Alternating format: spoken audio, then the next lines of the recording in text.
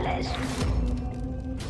Marjorie, आतापर्यंत मला जो अनुभव आला होता तो वापरूनच मी हा डाव रचला होता. ना माझ्यावरती भरोसा नव्हता, पण मला खात्री होती. सुरुवात तर चांगलीच झालीये. आता पुढे काय? आता पुढचं काम आणखी सोपं होणार. रामपुरे घराची इमानदार सून अंबिका, जिचा माझ्यावरती खूप विश्वास आहे, ती माझ्यासाठी मीराशी भांडत राहील. आणि मग हा कालमुखमणी मला माझी शक्ती परत देईल. आजच त्या दोघींमध्ये मोठी दरी निर्माण होईल. ताई, तुला माहिती आहे आपले बाबा कधीच खोटं बोलत नाहीत. ते खोटं बोलत नव्हते असं म्हण मीरा.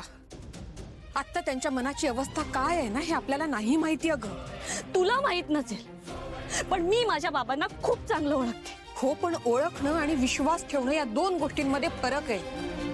आता ते कुठे राहतात, काय करतात, त्यांच्या मनात काय सुरू आहे ना हे सगळं ओळखणं फार अवघड आहे. काही अवघड नाहीये.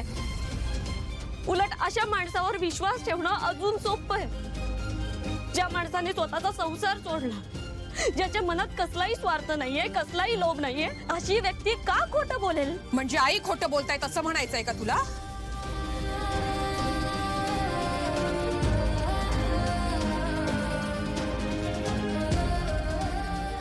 हे बघ मीरा,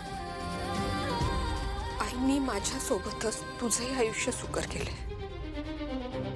त्यांनी कायम स्वतःच्या आधी स्वतःच्या कुटुंबाचा विचार केलाय. अशी व्यक्ती का खोटं बोलेल अगं? हा, अंबिका आणि मीरामध्ये ठिणगी पडली की त्याचा वणवा कसा पेटेल ते मी बघेन. आणि त्यानंतर आपल्याला बाहेर फिरायला जायचंय.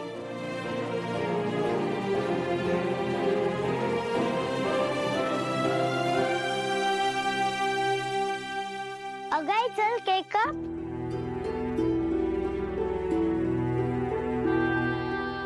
आई काप ना ग cake.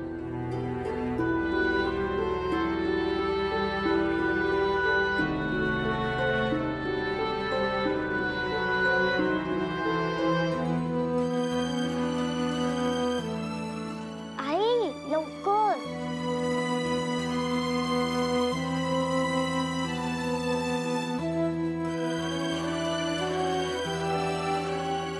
Happy birthday to you.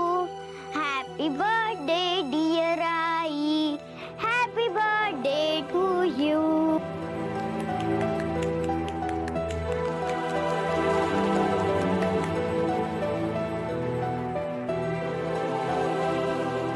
बाबा तू सुद्धा विश कर ना हिला.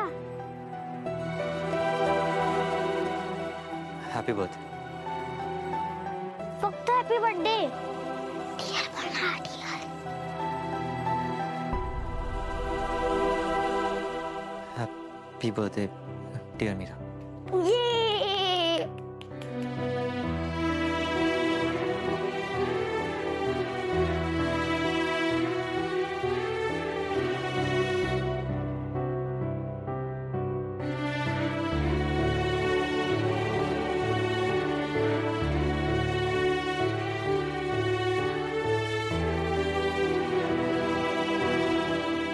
आई आता केक बाबाला भरव.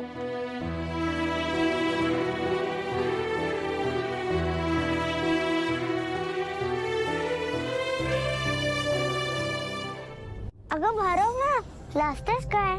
भरव भरव भरव.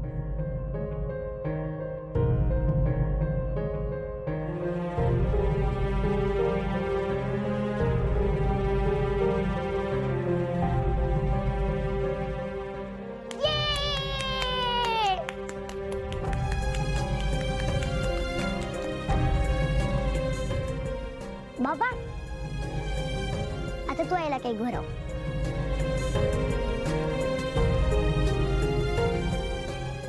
भरव ना.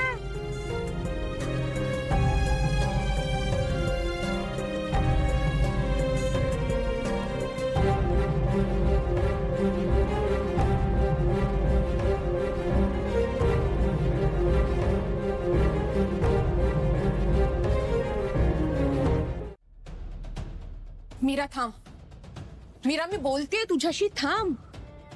तुला कळतंय का बाबांनी आईच्या चारित्र्यावर बोट ठेवलंय. त्या स्वार्थी आहेत, कपटी आहेत असं सगळं म्हणाले ते त्यांना. आणि तू ओळखतेस ना आईना, आई तशा नाही आहेत. मीरा, तुझ्या वागण्यामुळे घरातलं वातावरण डिस्टर्ब होतंय.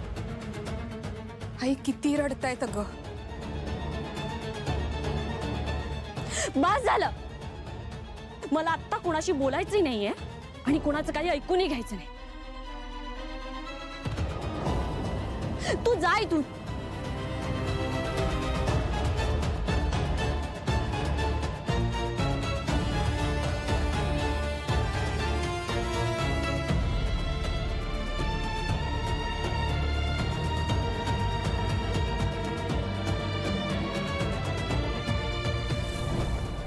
अनन्याताई,